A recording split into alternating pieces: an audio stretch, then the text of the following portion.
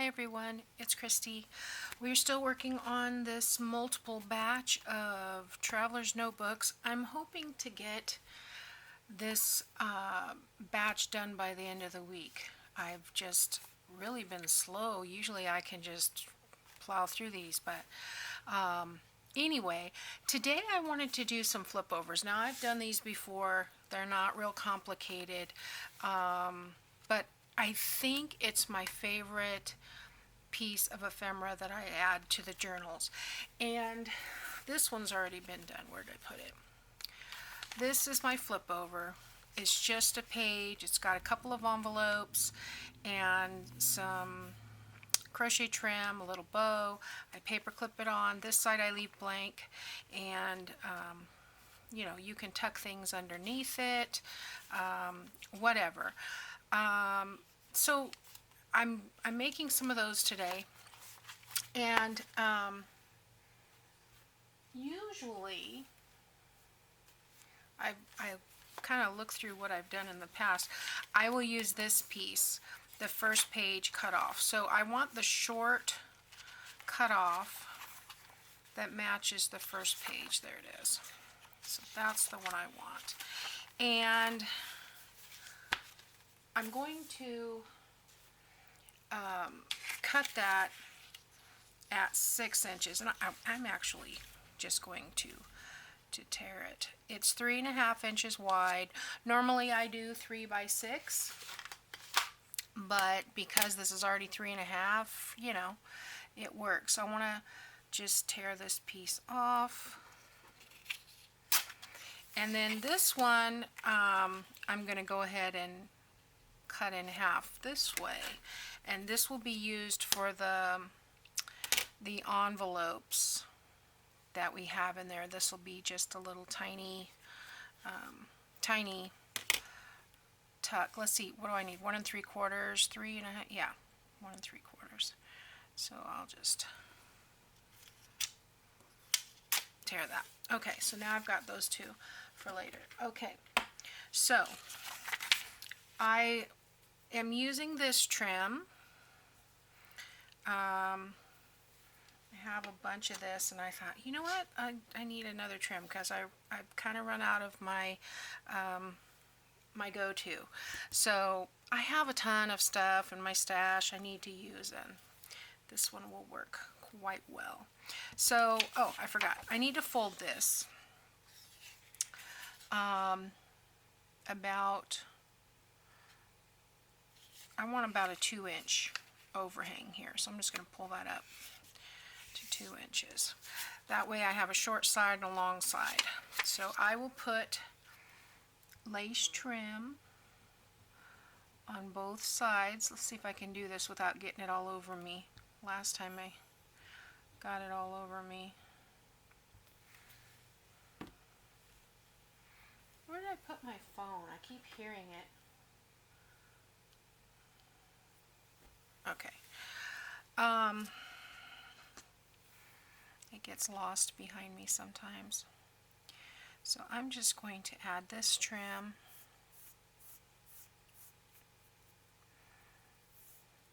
And I did not ink this one. It's so dark, it's not really gonna matter. I guess I could ink the other side. Maybe I should do, well, no. Now that I've got the glue on there, I've got to go ahead and get this trim on there. But that, I'm just putting that right up against the edge. I'm not doing any overhang because I need it to, it's so small, I don't think I need the overhang. But let's go ahead, let's go ahead and, there's nothing on that one. Well, a little bit, but not much. Go ahead and ink some of this.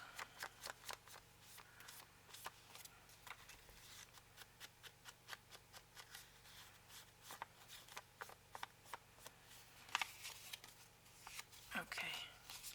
And like I said, it's not, I guess, you know, I can ink that, but it's really a very, very little bit shows. So the lighter ones I would go ahead and, I don't think it's necessary on the darker ones. Let me trim off that little tiny piece. Okay, so now I want a couple of those envelopes. So I make up a ton of these. These are the cutoffs from when I fold the paper, the 8.5 by 11 coffee dyed paper, and I trim it down to 4 1/4, and I am left with these. And I use these for putting words on and tearing around it, and I use them for these little envelopes, among other things. So I'm going to want 2 envelopes. I've got 1, 2, 7 made up. Don't necessarily need to be the same size. In fact, if they're not, it's better. Well, I guess I should show you how to make one of those, shouldn't I? All right. So this isn't too difficult. I take this strip and I cut off about 3 inches. And I've shown you guys how to do this. It's not real difficult.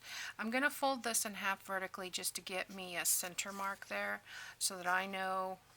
This is better if you have a thumbnail, but I broke mine, so bummer.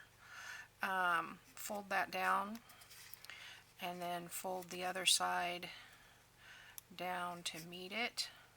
I'm not worried about it being exact. Then I want to fold this down just a smidge. I usually leave a little less than 1/4 inch there, and then I'll take this up and fold it right to that crease, and then we have our little envelope. Now, because I'm not going to use this for a journaling spot, because it's going to be on the flip over, I'm going to go ahead and glue these flaps down. Whoa, a little bit too much. So fold those down, and see if I can get this without too much globbage. That's the technical term. Okay, so then I'm gonna fold that up, fold that down. Okay, now that was easy peasy. So now I'm going to take a couple of these envelopes and I'm going to glue them on the front. I'm going to go ahead and use my gel glue here. Don't want it coming up. And I'm going to stick that there.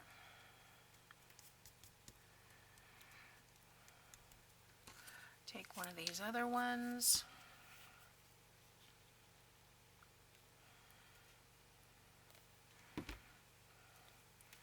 And I try to overlap a little bit.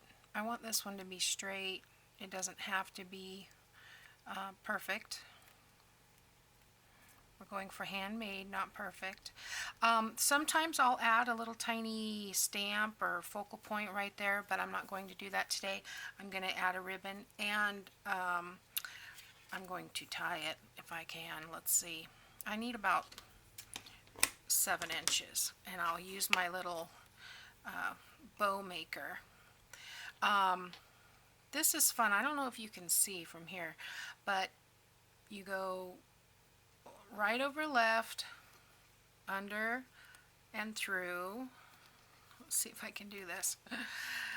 And then you've got this. Now I'm going to take my right over left and go through the loop and pull it tight. Like that. You can adjust your bow. Now see, I just turned the volume down on my phone. Why is that making noise? I am not understanding this new phone. Okay, and then you just pull it off and you have a cute little bow. So I'm going to cut these kind of at a angle there, like so. And we'll glue that down.